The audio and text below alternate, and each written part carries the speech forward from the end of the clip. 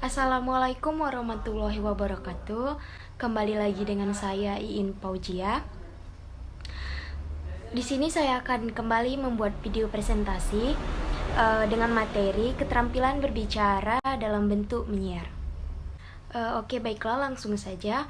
Topik yang akan dibahas pada kali ini yaitu bahasa penyiar, langkah-langkah membaca berita, praktik membaca berita dan naskah berita. Menurut Arifin dan Amran tahun 1987, penggunaan bahasa dibagi menjadi dua, yaitu bahasa lisan dan bahasa tulisan. Kedua istilah ini jelas berbeda karena kaidah yang berlaku dalam bahasa lisan belum tentu berlaku dalam bahasa tulisan. Sebaliknya, tidak semua bahasa tulis dapat dilisankan. Radio merupakan salah satu bentuk media massa yang mempunyai peranan penting dalam pembinaan dan pengembangan bahasa, baik radio pemerintahan maupun radio swasta. Menurut Badudu tahun 1988, terdapat 5 peranan radio, yaitu 1. Memberikan informasi, 2. Memberikan bimbingan, 3. Menyiarkan ilmu pengetahuan, 4. Memberikan hiburan, dan yang terakhir membina bahasa Indonesia yang bahasa yang digunakan penyiar radio pada waktu siaran kebanyakan bersifat resmi, meliputi bahasa lisan dan bahasa tulis. Oleh karena itu, bahasa yang digunakan haruslah bahasa baku dan bahasa resmi. Selain menggunakan bahasa waktu pada waktu siaran, seorang penyiar radio juga menggunakan bahasa yang disebut dialek. Pemakaiannya melihat untuk siapa dan kepada golongan mana siaran itu ditunjukkan, baik dialek regional maupun dialek sosial. Jika siaran itu ditunjukkan untuk penduduk desa yang kurang menguasai bahasa Indonesia baku dengan baik, maka bahasa penyiar dicampur dengan bahasa daerah setempat yang dapat dipahami oleh masyarakat. Dan penyiar dapat menggunakan dialek regional. Jika siaran itu ditunjukkan untuk sekelompok remaja yang memiliki ragam slang atau prokem, maka acara tersebut menggunakan bahasa yang tidak resmi atau santai, atau disebut dialek sosial. Selanjutnya masuk kepada topik langkah-langkah dan praktik membaca berita. Ada 8 langkah-langkah dan praktik membaca berita. Yang pertama ada intonasi, kedua perhatikan artikulasi, ketiga volume suara, keempat irama dalam membaca, kelima sikap tubuh yang tegap, keenam tatapan mata, ketujuh sesuai dengan konteks, dan yang kedelapan bersikap tenang.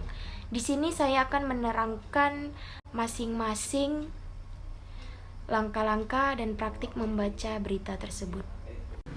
Yang pertama ada intonasi.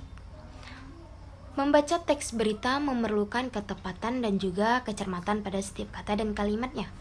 Pembaca harus bisa mengatur volume suara, memilih kata atau kalimat yang disuarakan dengan penekanan, keras, lemah, maupun lembut. Yang kedua, perhatikan artikulasi. Artikulasi yaitu adalah kejelasan dalam pelafalan atau pengungkapan kata-kata yang akan kita ucapkan.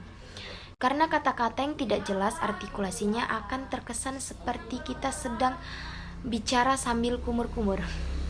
Kesalahan artikulasi menjadi fatal apabila pendengar mengalami pergeseran makna dari apa yang dimaksud oleh pembaca berita. Yang ketiga, volume suara. Volume merupakan tingkat kekuatan dan kenyaringan suara saat mengucapkan kata. Volume suara juga harus diperhatikan, keras lemahnya suara serta kenyaringan suara diukur oleh pembaca berita. Yang keempat, irama dalam membaca berita. Irama merupakan kecepatan dalam membaca berita. Dalam membaca berita, kita harus menggunakan irama yang baik agar tidak terkesan buru-buru, formal, dan nyaman untuk didengarkan. Yang kelima, sikap tubuh yang tegap. Hal lain yang juga penting dan harus diperhatikan adalah sikap tubuh kita saat membawakan atau membacakan berita. Teknik membaca berita dengan baik bisa dilakukan dengan menjaga postur tubuh tetap tegak sehingga kita terlihat profesional. Yang keenam, tatapan mata. Tatapan mata yang netral dan fokus juga diperlukan agar kita terlihat percaya diri. Memutar mata, melirik, atau gerakan mata lain seperti kebingungan selama membaca berita bisa menunjukkan unsur ketidakpercaya dirian kita. Yang ketujuh, sesuai konteks. Sesuaikan gaya pembacaan berita dengan konteks atau tema yang akan dibacakan. Apabila berita tersebut merupakan berita formal, berarti kita juga harus menggunakan gaya yang formal. Yang kedelapan, tetap tenang saat kesalahan teknis. Kesalahan teknis bisa saja terjadi pada saat melakukan pembacaan berita. Menjaga sikap tetap tenang dan mampu mengalihkan perhatian dengan tetap stabil merupakan kemampuan yang juga tidak kalah pentingnya. Selanjutnya kita masuk kepada topik yang terakhir, yaitu contoh dari naskah berita.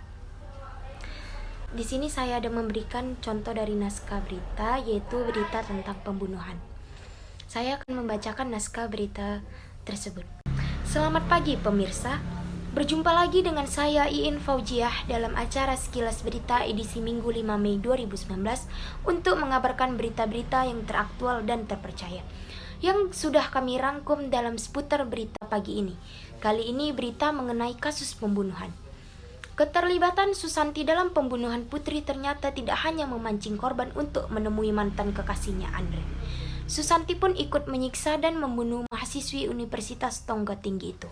Motif dari pelaku wanita yang berusia sebaya dengan pelaku Andre dan korban itu terungkap berdasarkan pemeriksaan sementara yang dilakukan oleh pihak kepolisian tadi malam.